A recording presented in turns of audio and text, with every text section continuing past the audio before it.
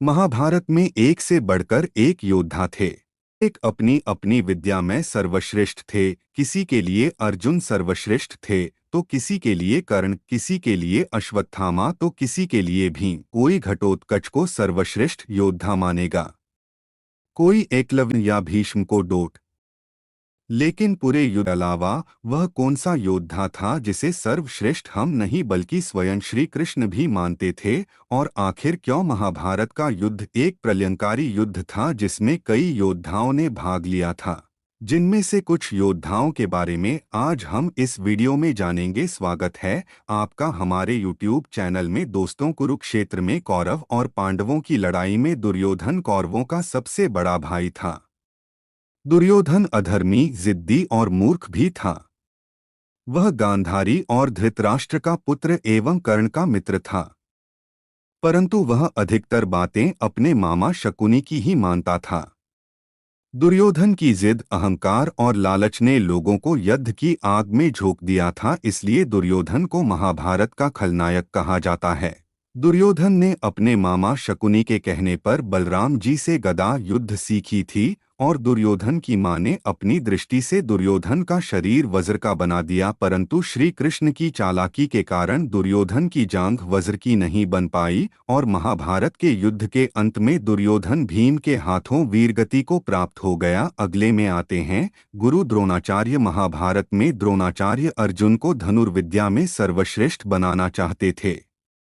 इस वजह से गुरु द्रोण ने एकलव्य को ज्ञान देने से मना कर दिया था और इस धरती पर अब तक हुए सबसे महान गुरु गुरु द्रोणाचार्य थे। द्रोण का जन्म ऋषि भारद्वाज से हुआ था। उन्होंने शुरुआत में उनके अधीन और फिर भगवान विष्णु के अवतार परशुराम के अधीन शिक्षा प्राप्त की। परशुराम से उन्होंने ब्रह्मास्त्र, नारायणास्त्र और कई अन्य दिव्य हथियारों का उपयोग सीखा। पितामह भीष्म महाभारत के सबसे महत्वपूर्ण पात्रों में से एक क्षत्रिय राजा थे। भीष्म महाराजा शांतनु के पुत्र थे। महाराज शांतनु की पटरानी गंगा की कोख से उत्पन्न हुए थे। उनका मूल नाम देवव्रत था।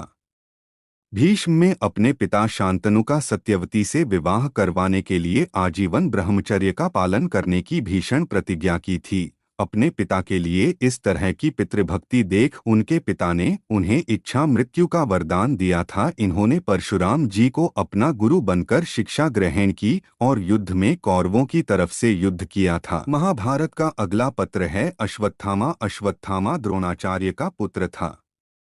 वह महाभारत का अमर पात्र है जिसे ना तो युद्ध में कोई मार पाया और ना युद्ध बाद। अश्वत्थामा को भगवान शिव जी का ही अंश माना जाता है। अश्वत्थामा के पास जन्म से ही एक मानी थी जो उसके मस्तिष्क पर लगी हुई थी। वह मणि उसे देव दानव यश गंधर्व के भय से मुक्त रखती थी। महाभारत युद्ध में ब्रह्मास्त्र का प्रयोग करने के कारण श्री कृष्ण ने उसे श्राप दे दिया था और आज भी अश्वत्थामा 7 चिरंजीवियों में से एक है जो जिंदा है, जो कलयुग के अंत तक रहेगा। अगला पात्र हैं भीम। सभी पांडवों में वे सर्वाधिक बलशाली और श्रेष्ठ कदकाठी के थे और सभी गदाधारियों में भीम के समान कोई नहीं था और ऐसा भी कोई जो गज की सवारी करने में इतना योग्य हो और बल में तो वे 10,000 हाथियों के समान था। युद्ध कला में पारंगत और सक्रिय, जिन्हें यदि क्रोध दिलाया जाए जो कई धृतराष्ट्रों को वे समाप्त कर सकते हैं। सदैव रोषरत और बलवान, युद्ध में तो स्वयं इंद्र भी उन्हें परास्त नहीं कर सकते। भीम ने हिडिंबा और बकासुर जैसे दैत्य का भी अंत किया था। किचक व दुर्योधन का भी वध किया था। घटोत्कच महाभारत के प्रमुख पात्रों में से एक है। कुंती के पुत्र भीम का राक्षस पुत्र घटोत्कच था। भीम की एक अन्य पत्नी का नाम हिडिंबा था, जिससे भीम का परमवीर पुत्र घटोत्कच उत्पन्न हुआ था। घटोत्कच ने ही इंद्र द्वारा कर्ण को दी गई अमोघ शक्ति को अपने ऊपर चलवाकर अर्जुन के प्राणों की रक्षा की थी। अर्जुन एक महान धनुर्धर थे।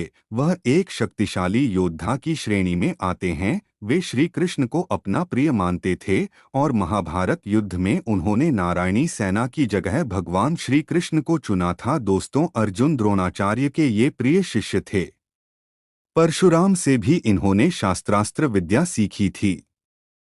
हिमालय में तपस्या करते समय किरात वेशधारी शिव से इनका युद्ध हुआ था। शिव से इन्हें पाशुपत अस्त्र और अग्नि अस्त्र, गांडीव धनुष तथा अक्षय तुनीर प्राप्त हुआ। महाभारत के युद्ध में इस प्रकार अनेक अवसर आए, अनेक बार अर्जुन की बुद्धि तथा शक्ति कुंठित हुई, किंतु धर्मात्मा धैर्यशाली अर्जुन ने कभी धर्म नहीं छोड़ा। उसके पास एक ही बाण से प्रलय कर देने वाला पाशुपतास्त्र था, परंतु प्राण संकट में होने पर भी उसको काम में लेने की इच्छा नहीं की। इसी प्रकार श्री कृष्ण के चरणों में उसका विश्वास एक पल को भी शिथिल नहीं हुआ। इसी प्रेम और विश्वास ने भगवान को बांध दिया। भगवान उनका रथ हाँकते, घोड़े धोते और उनके प्रताप से ही पांडव महाभारत युद्ध में विजयी हुए। दूसरे नंबर पर है सूर्यपुत्र कर्ण। कर्ण महाभारत के सर्वश्रेष्ठ धनुर्धारियों में से एक थे। कर्ण 6 पांडवों में सबसे बड़े भाई थे। भगवान परशुराम ने स्वयं कर्ण की श्रेष्ठता को स्वीकार किया था। कर्ण की वास्तविक मां कुंती थीं और कर्ण सहित सभी पांडवों के धर्मपिता महाराज पांडु थे। कर्ण के वास्तविक पिता भगवान सूर्य थे। कर्ण का जन्म पांडु और कुंती के विवाह के पहले हुआ था। कर्ण दुर्योधन का सबसे अच्छा मित्र था और महाभारत के युद्ध में वह अपने भाइयों के विरुद्ध लड़ा। कर्ण को एक आदर्श दानवीर माना जाता है। महाभारत युद्ध के 17वें दिन कर्ण के रथ का पहिया जमीन में धंस गया। तभी अर्जुन ने श्री कृष्ण के कहने पर अपना दिव्यास्त्र निकाला और कर्ण पर चला दिया, और परशुराम के श्राप के कारण अपनी संपूर्ण अस्त्र विद्या भूल गए। अंत में उनका वध हो गया। कारण की मृत्यु पर स्वयं त्रिदेवों में सर्वश्रेष्ठ नारायण अर्थात श्री कृष्ण भी आंसू को रोक नहीं पाए थे। स्वयं श्री कृष्ण भी कर्ण को महाभारत का सबसे शक्तिशाली योद्धा मानते थे, और अंत में वह योद्धा जो सबसे शक्तिशाली था, जिससे स्वयं श्री कृष्ण भी डरते थे, वह था बर्बरीक। दोस्तों, बर्बरीक भीमसेन और हिडिंबा का पोता था तथा उनके माता पिता का नाम घटोत्कच और मोरबी था। बर्बरीक बचपन से ही बहुत अधिक शक्तिशाली था। उनके गुरु स्वयं श्री कृष्ण और आराध्या शिव जी थे। उनको शिक्षा अपनी दादी से प्राप्त हुई थी। उनके पास 3 अमोघ बंध थे जिनके द्वारा वह महाभारत के युद्ध को क्षण भर में खत्म कर सकता था। जब बर्बरीक महाभारत युद्ध में भाग लेने गए तो रास्ते में ही श्री कृष्ण ने ब्राह्मण वेश बनाकर रोक लिया